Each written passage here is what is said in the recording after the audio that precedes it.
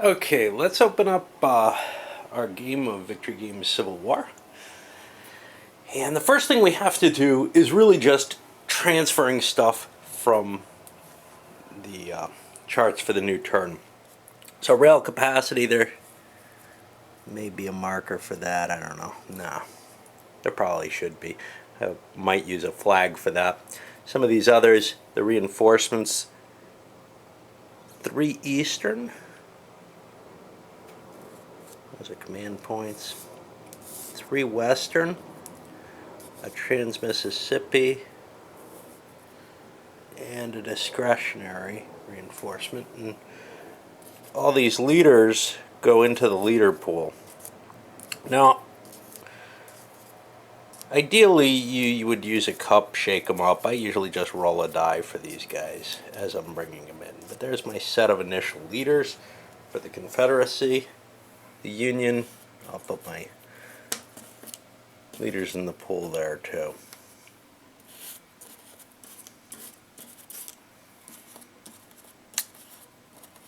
Move my points.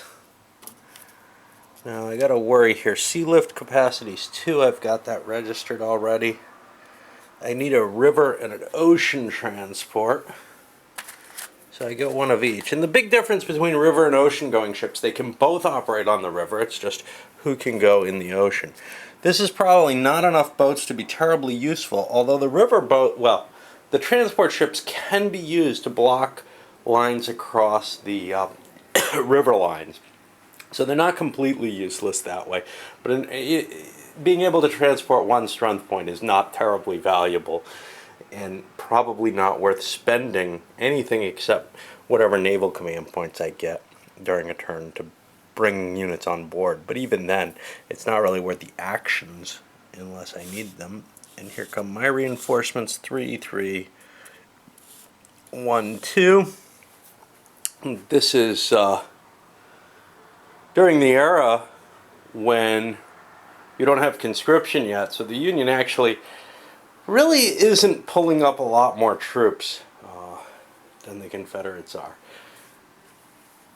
Things are fairly even though there's a larger manpower pool for the Union. There were large sections of the Union that were not terribly in favor of this war, even if they weren't terribly against it either. Alright, I think that's everything we set up here for the reinforcement phase. Now, I have to make the decisions on where I want to put my focus of activity. Now, for both sides, the West is going to be a tertiary activity area. Although for the Confederates, it's possible I might want to start building fortifications, say at Memphis. That would serve some nice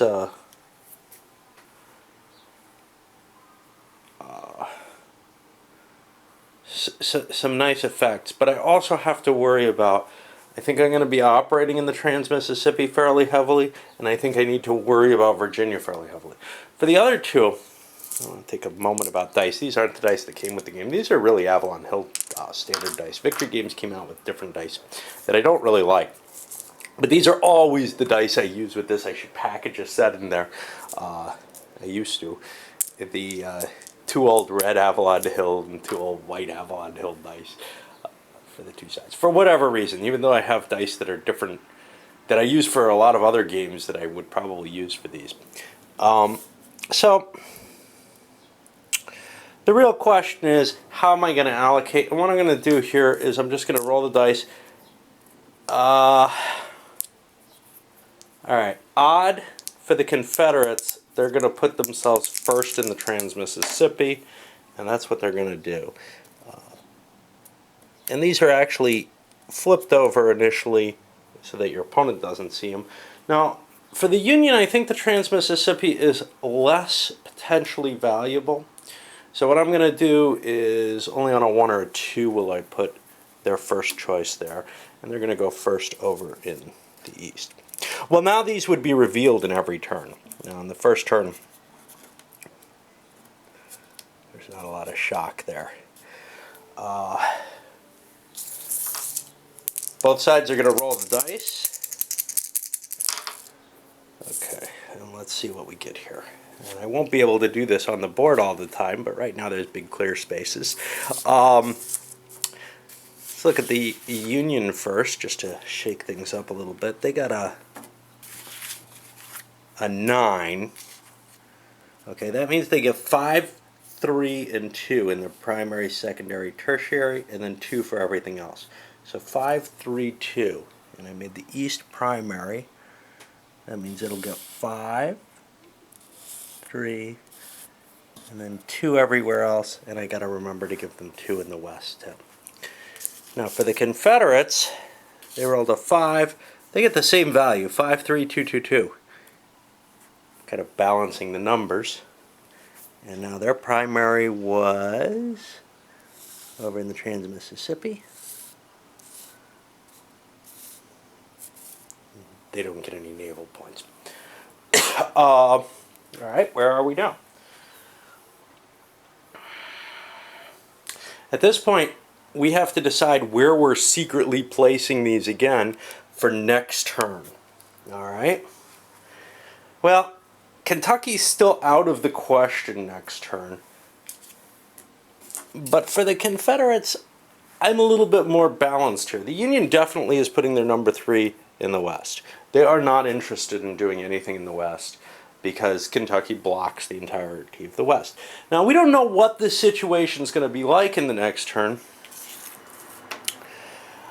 I think given that I'm not focusing down here on the first turn, I'm probably even less likely to do so in the second turn. Capture of Missouri is a valuable thing in the first turn, but well, maybe I've got hopes that I'll just hold it. So I'm only going to go there on a 1, and I'll keep the same setup for the Union. For the Confederates, it's a little trickier, and I know that I don't want my first place in the West, but I may want to start building fortifications there. On the other hand, I went big in the Trans-Mississippi. To me, that means I may want to go big there again. So I'm going to give them, on odds, they go for their first pick in the Trans-Mississippi, and they're going to do that. They can't afford to leave the East empty, so now they go to the West. I would have to, if I hadn't gone first in the Trans-Mississippi, I would have to kind of evaluate a little differently. And that's just showing you how I kind of make decisions in a solo game. There's a chart to handle that particular decision, but I do it in so many broad decisions for both sides that I'm not really trying to play against some set of charts. Now we go to the CSA Commerce Raider and blockade effects phase. Well, there are no commerce raiders. There is no blockade yet, so I don't have to worry about those things. And now we're in the meat, the action phases. At this point, you have no idea. Yeah, there's no, I can't take a break and think at this point. What I need to do is I need to grab a flag so that I can mark this. But what I need to do is I need to just roll a pair of dice. Well, 2 pair of dice. Both players do. We get that. The Union got a 7, the Confederates got an 8. That means the Confederates win 1 pip on the die roll, and I'll mark that to indicate the traveling marker. Now it's time to think.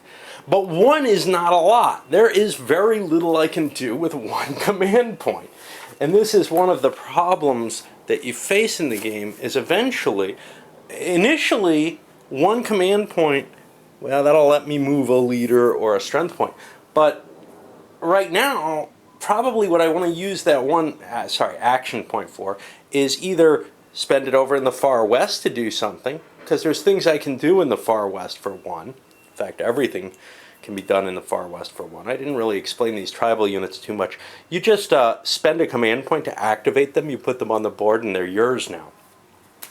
I'm going to get a free placement, though, before I do that. And, well, here, I got to look at where I can build troops.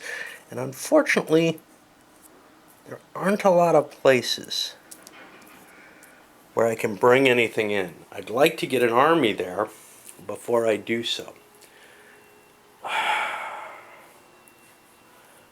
I'm going to get either a reinforcement or a replacement point. And I don't really have anything I terribly want to do. Since I don't know what I'm going to do, I'm going to bring a Western reinforcement in, and I'll upgrade Johnston. It doesn't really do me anything, but I don't know what I'm doing.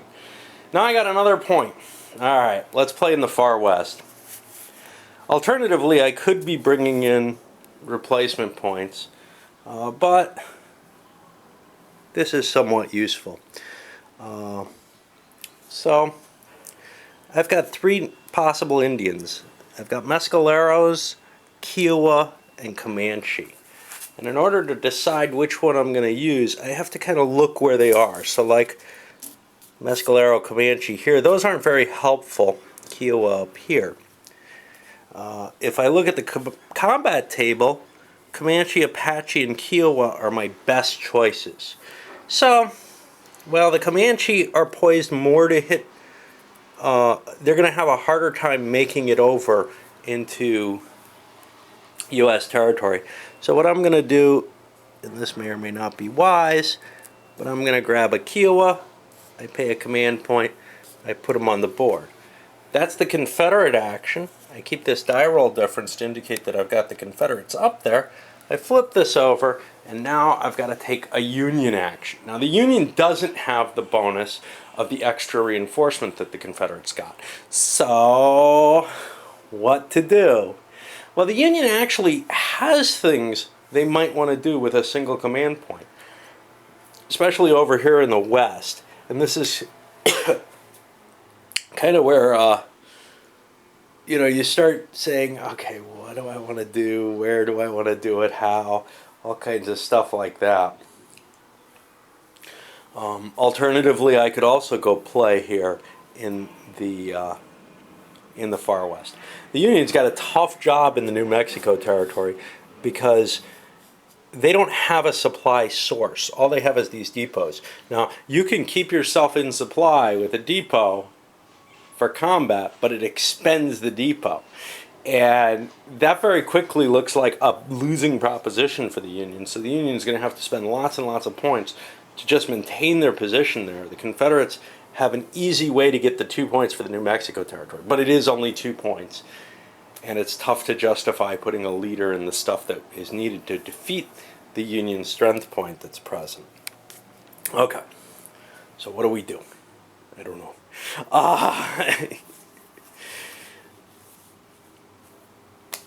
It's as valuable as anything else. I'm going to grab me a Comanche. And that's my first action. I clear this down. I put my dice up here to remind me that that's where I'm going to come back to. And now I'm, digging my way into the turn. And I'll load this one up because I think it gives sort of the core flow of the action phase. Just a snippet, but it does give an example for that.